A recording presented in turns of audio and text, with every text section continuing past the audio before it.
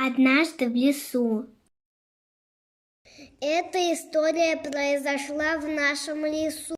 Знакомая сорока принесла мне ее на хвосте. Давным-давно в лесу все звери договорились поддерживать чистоту леса. Однажды звери стали замечать, что вокруг горы мусора. Видела это сова и испугалась.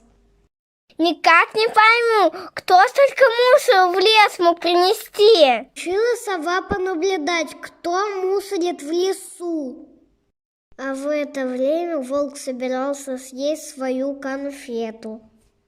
Ой, я голодный, так есть хочется.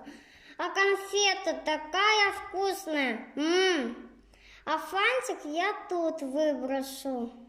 Смотрит сова, наблюдает. Что же будет дальше? Ах, как хочется кушать. Сейчас я конфетку съем. И газировку выпью, а ненужную обертку выкину, она мне не нужна. Смотрит сова на все это и диво дается.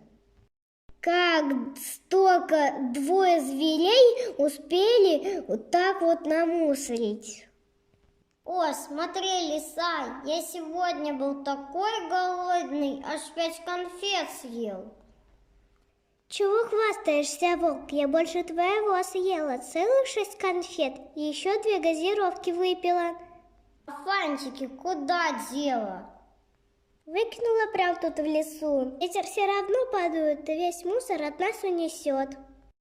И выдержала сова, и вот как заохает. Что же вы делаете? Как не поймете, что мусорить в лесу нельзя? Это еще почему? Что такого будет, если мусор не убирать? Так что? Огромное количество мусора не смогут расти ни цветы, ни деревья. Животным нечем будет питаться, и они погибнут. Очень важно поддерживать чистоту места, где мы живем и обитаем. Мусор необходимо сортировать в разные специальные контейнеры. Бумага, пластик, металл. Именно эти материалы могут быть переработаны. Переработаны? А что это значит? Переработка – это когда из выброшенных вещей делают новые, которые можно использовать. Ух ты, как интересно!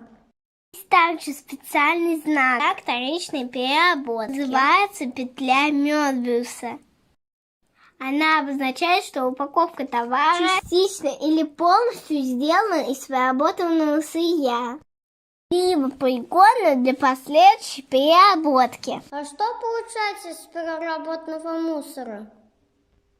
В специальных заводах из переработанного мусора может получиться одежда, посуда, книги, а также предметы мебели, например, стол или стул.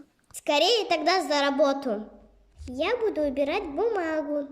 А я тогда ищу пластик и кладу его в специальный контейнер.